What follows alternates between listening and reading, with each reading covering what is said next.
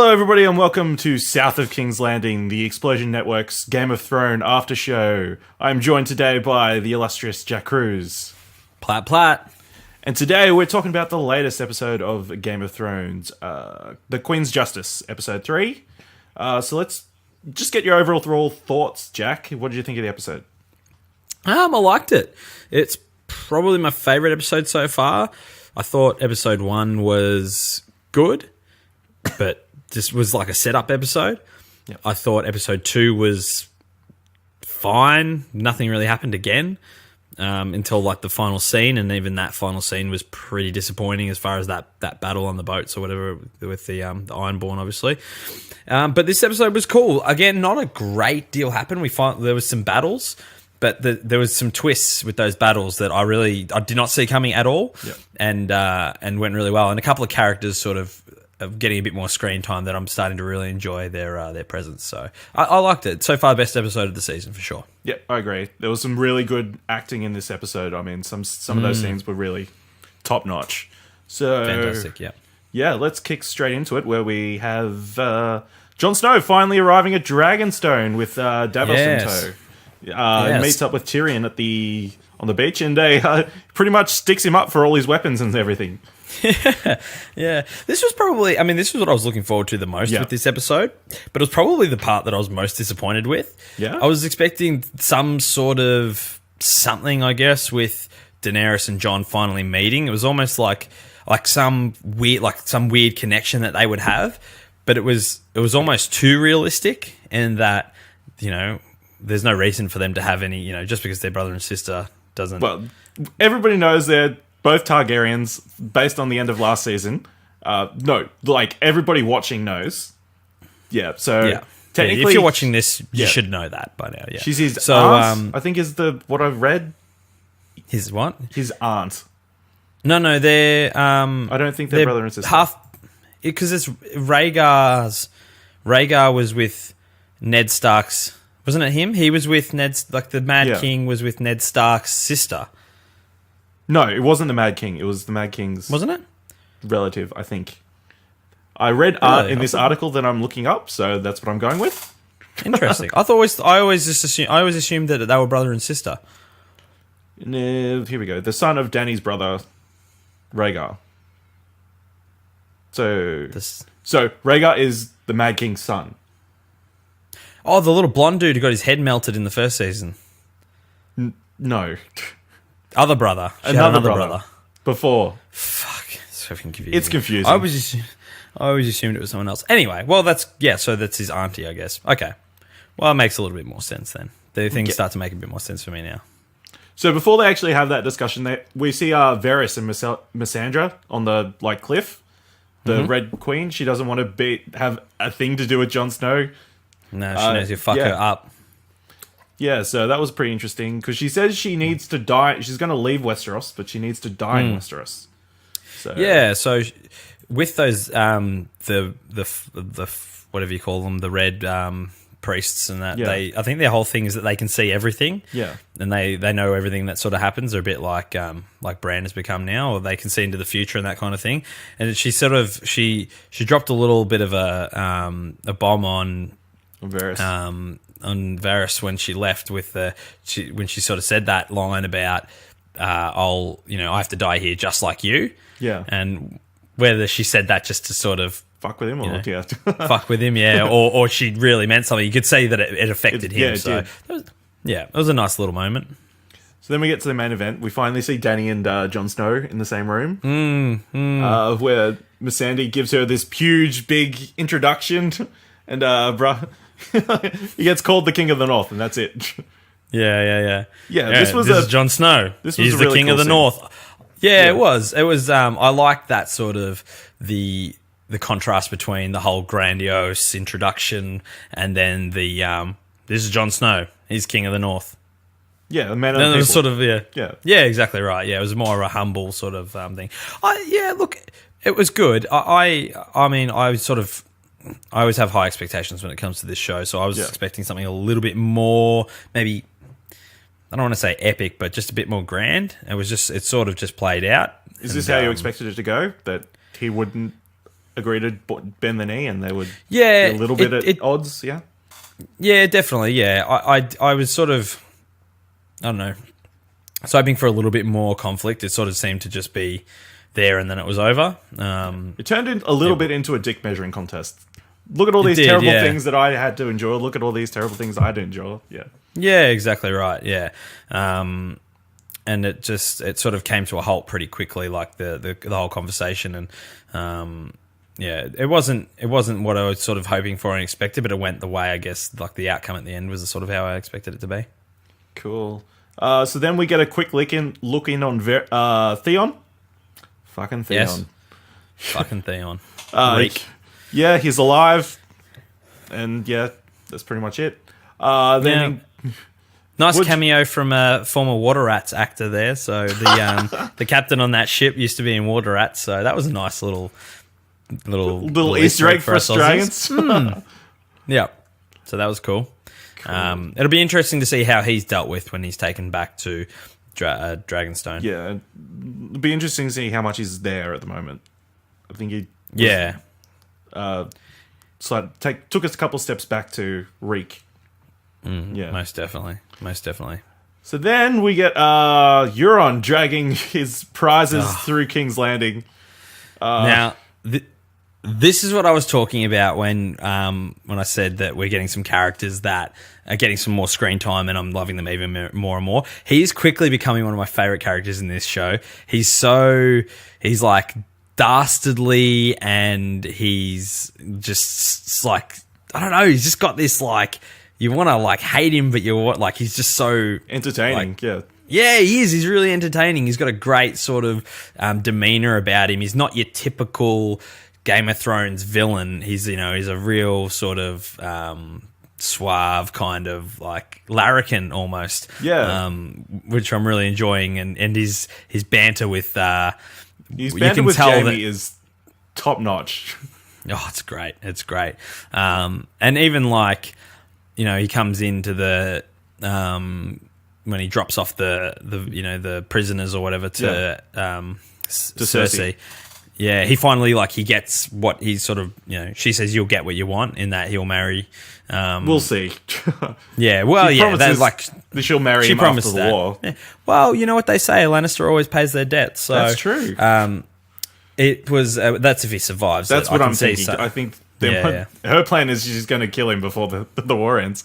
Well, I don't think it'll be her. I think it'll be Jaime that'll kill him. So you I feel like there's going to be push him over the edge. Euron's going to push him over the edge, and he's just going to. Yeah, I think so. Stab him in the back. Yeah, I think he's going to. Yeah, exactly. I think there's going to be.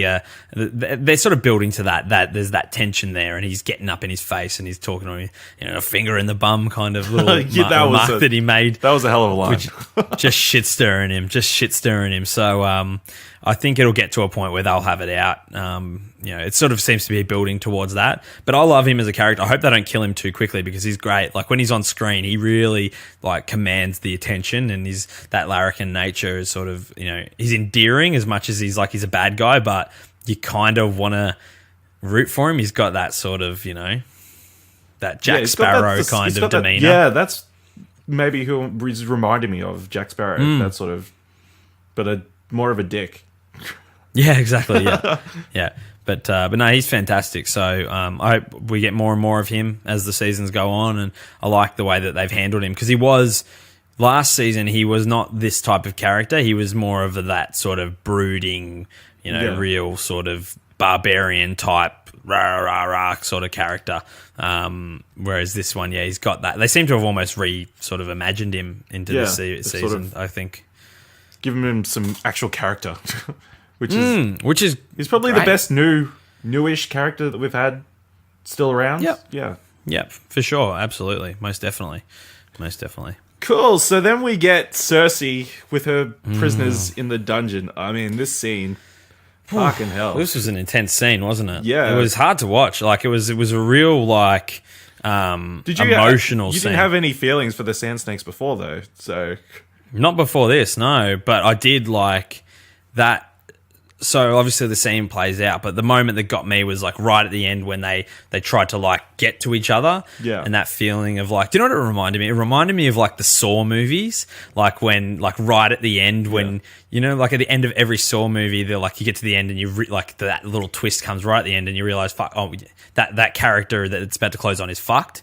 It's like, that's how it sort of made me feel. It's like they like realized that they're fucked and then they went to like embrace and they couldn't, like that feeling of, I don't know what the word is, but you know, futility of that. Like, you know, they're trying to get to each other, they're trying to embrace that. You know, she wants to hold her daughter, but they can't. She's gonna have to sit there and watch her die. Cersei really rubbed it in. I mean, she said she's gonna keep her there. She's gonna force feed her. She's gonna. She wants the torches on so she doesn't miss a thing. She's gonna let her rot in there, watch her daughter rot away. I mean, it's a really powerful scene.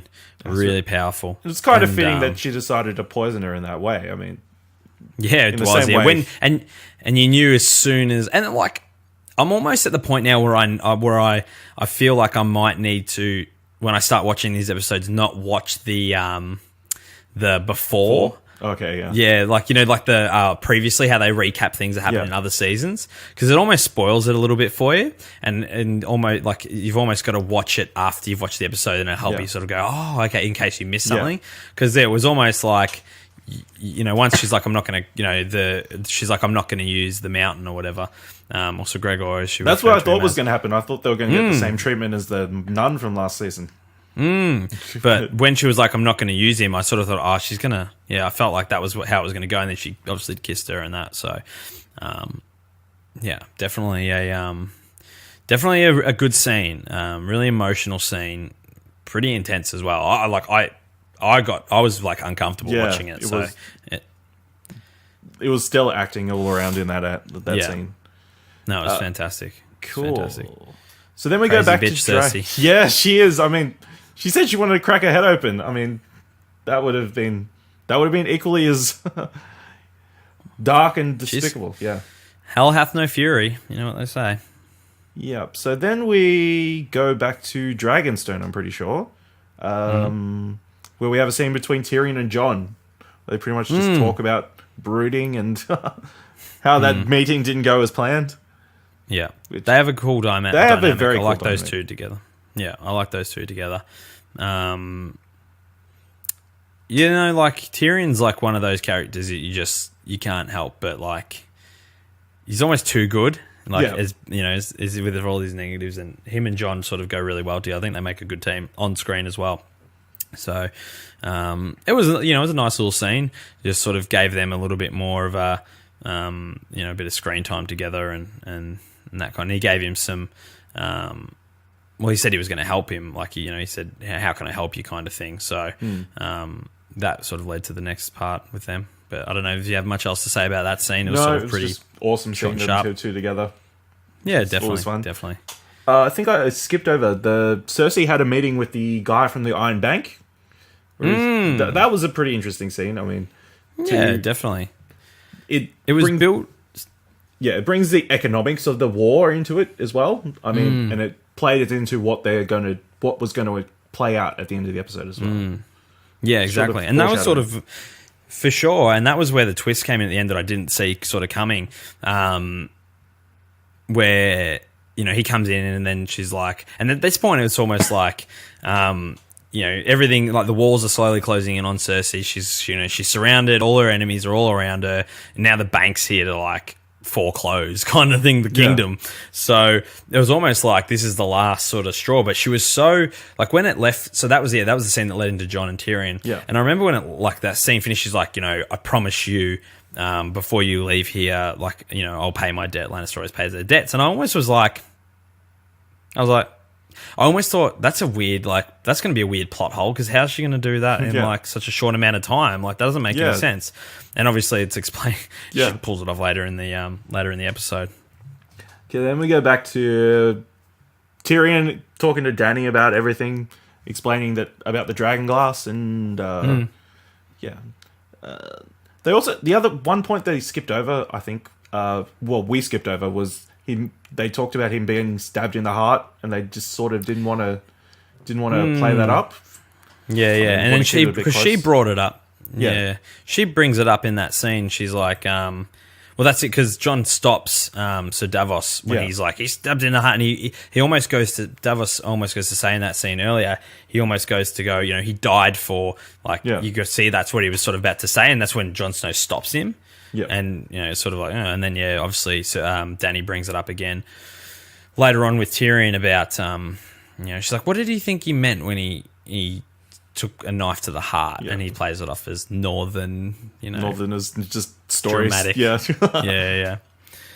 Yep, so then we get Jon and Dany again, and pretty much some of it is they've agreed that he can mine the dragon glass, and so that seems to be where we're going next. Yeah, again, like, and this was the thing that with the only sort of downside to the episode was the parts that I was looking forward to the most, which were the interactions finally between Dany and Jon, were probably the most disappointing of the whole episode. Like, and I don't want to harp on it. I've said I'm not the biggest fan of Dany to start with, but I always find her scenes to be a bit just. It's always the same. Like, she's always the queen of the dragons and the chain breaker and blah blah blah. Yeah, I've read online somewhere that there seems to be two Dannys. There's the bitch Dany who just has her way and there's no compromise or anything, and then there's the nice Dany who we saw in this scene, agreeing and willing to compromise and that sort of thing. So she's just not. She doesn't compel me, that character. Yeah. And even like Jon Snow, he sort of, I got nothing from him either in those scenes. Like, he's normally such a powerful character in the way that he carries himself, and I just felt like he's so concerned about whether she believes that the White Walkers are actually coming or not. Yeah, that was a weird thing as well. He's like, oh, so you believe me? It's like, why do you care? She just said you can have the glass. Yeah. Like, why does that ever matter to you? Like, why does that, like, do you know what I mean? So I felt like the chemistry between them both was really weird in this episode. Maybe that was intentional. I don't know. But they were probably my least favourite scenes from the entire episode, to be honest. All right. So then we go back up to Winterfell, where we see Sansa pretty much running the place excellently. Like really smoothly. It's like crazy how good she's at. And now she's a natural born leader, apparently. Yeah. And then Littlefinger's getting into her ear, and she's pretty much having none of it. So he's such a little fucker, isn't he? Yeah, I don't know what Dylan sees in him. No, he's a little weasel. Like, you just want to. I was so satisfying last episode when Jon wrapped his hands around his throat and got him up against the wall and that. And then obviously this scene ends pretty heavy sort of emotion towards the end of this scene. Bran shows up unexpectedly. Because last we saw him was at the wall, so you could suddenly... Yeah, exactly. That was the first sort of episode. It was one of the first scenes where he obviously rocks up to the wall and they bring him in. And that was the other thing, like, we didn't see anything of him in episode 2. Yeah. And I was half expecting for it to be Little Stark, Arya. I was half expecting for it. It was either going to be one or the other. When they're like, you could tell the music was building and she's running through, and they're like to the front, at the gate or whatever, and she's running across. And it was going to be one or the other. It was going to be Arya, or it was going to be Bran.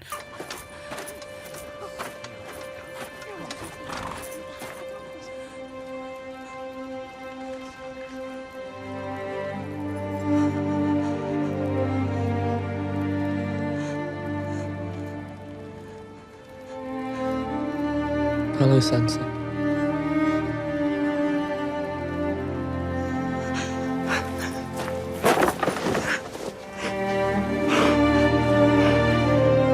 Yeah, it was emotional. Like, it was her, for like, everybody except Bran. Exactly. That was exactly right. I'm waiting. Like, he's coming in. Like, she comes in. It's like, she's like, oh, his brother. And I'm like, this really like after all of these seasons, like, they're finally reunited. It's this amazing moment. And he's just sort of like, hi, Sansa. The straightest face. Like, come on, man, give me something. He sort of ruined it a little bit. Yeah. Because he wasn't like, I know he's the three-eyed raven and that, but he was like, this seems to, he seems to have gone further down the crazy... That rabbit hole. Yeah. Which is obviously an effect of him sort of being that three-eyed raven now. Yep. So they have this pretty nice, I guess, scene under that tree where he tries to explain what he's been through and what he's going through. Gets super awkward towards the end. It gets super awkward. He's like, you look great in that white dress. He does mention that he needs to talk to Jon, which will play in probably later. But yeah, he pretty much tells her that he saw her wedding night where she got raped. Which, Yep. not the greatest thing to bring up at a reunion.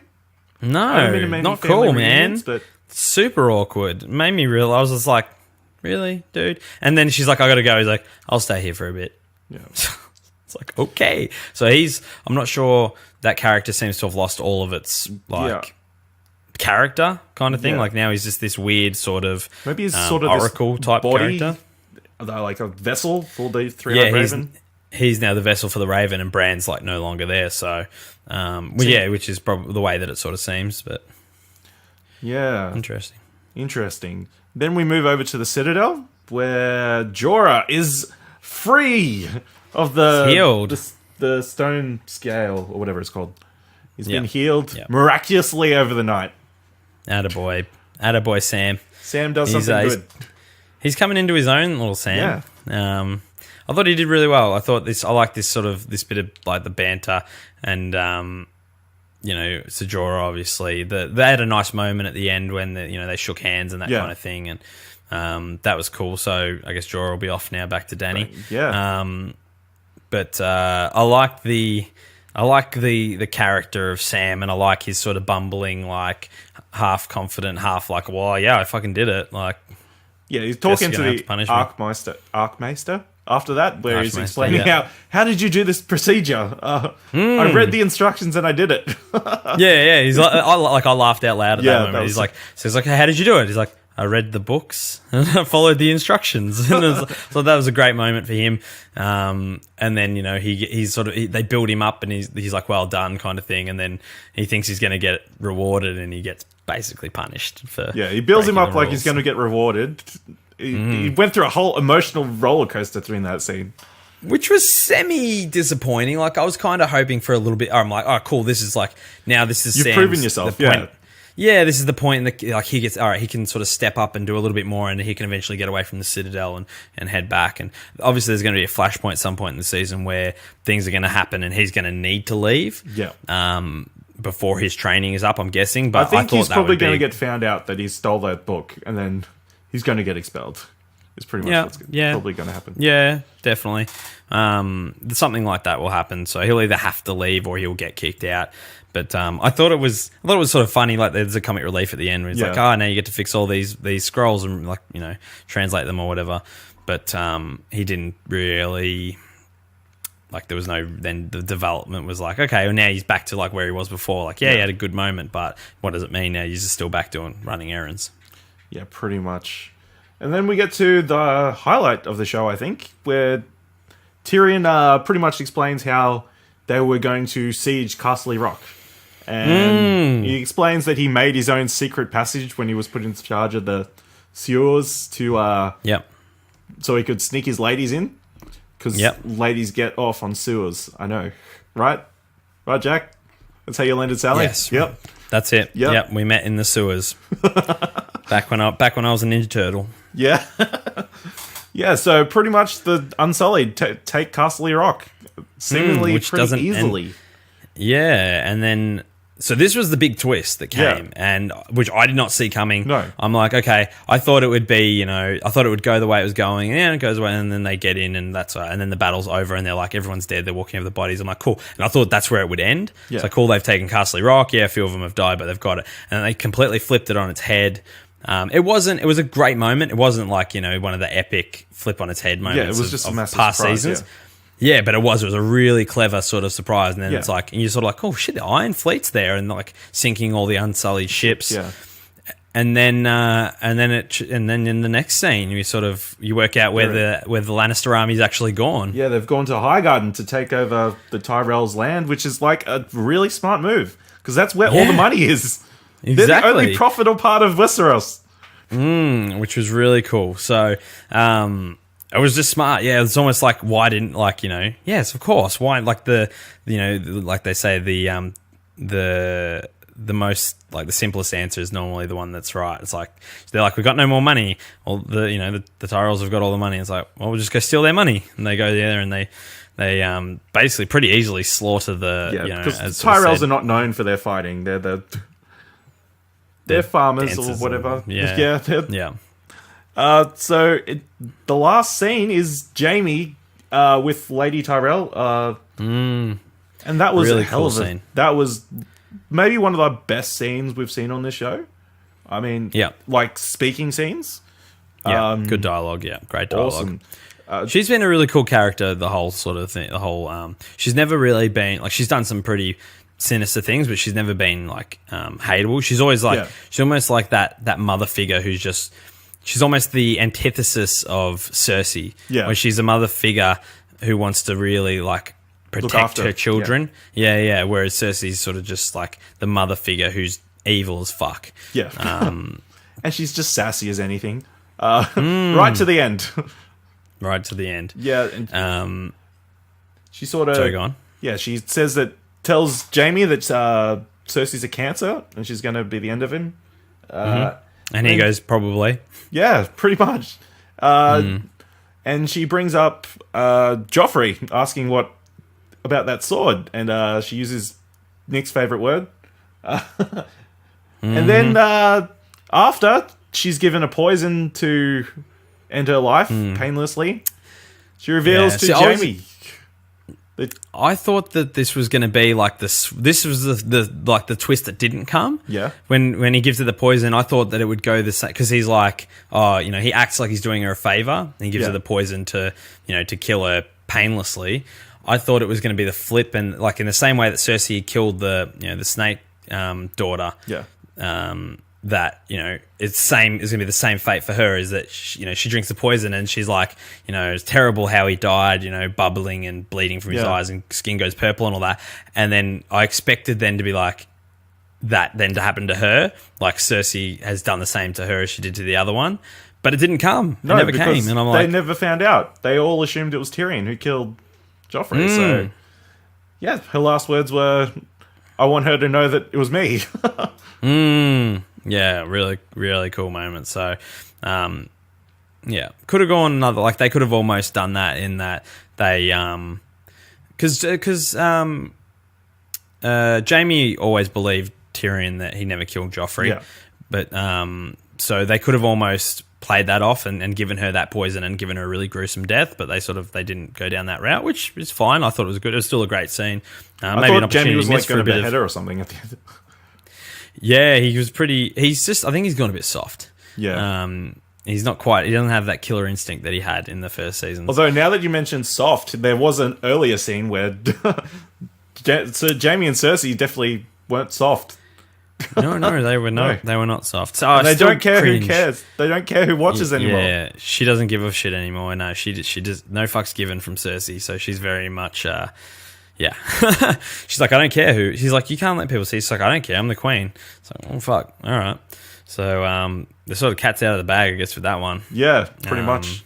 Yeah, so that pretty much brought us to the end of the episode. Pretty much Team Dany is in up shit creek. The Unsullied are on the other side of Westeros with no ships, and the Tyrells are cut off and... No money. No money. They've got no Dawn. No fuel for Dawn, so...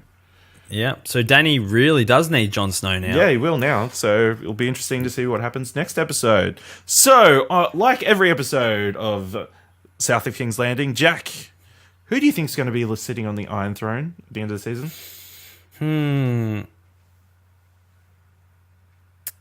Yeah, I don't see it being Dany now. Really? Yeah, I can see it. I can definitely see Cersei still being there, or even Greyjoy.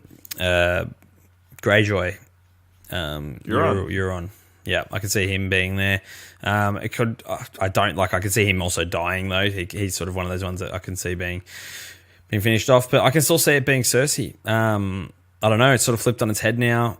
It's not going in Dany's favour. They've got the harpoons now for the dragons. They've got no more Unsullied. It's really just her and the Dothraki and no ships. So I still think it's going to be Dany. I think this is just the we're seeing the underdogs. The old bait and switch. Yeah, Dany's the underdog now. So at the end of the season, she's going to triumphantly kill. It'll be interesting to see whether they actually win cleanly or she's just going to set dragons on everybody and kill everybody. Yeah, I can definitely see a dragon or two dying through this season, but Yeah, you think? We'll see. Yeah, definitely one. Yeah, at least for one's sure. probably going to at least one be taken definitely. out, I think. Most definitely. Cool. So that brings us to the end of the episode. If you liked what we had to say here, be sure to hit that like button, that subscribe button, leave a comment, tell us how we're wrong. If you want to let us know any other Game of Thrones theories, hit us up at Explosion Pod on Twitter. And until next time, keep on watching Game of Thrones, I guess. Is that how we end these episodes? Could be. Plat plat. Enough with the clever plans.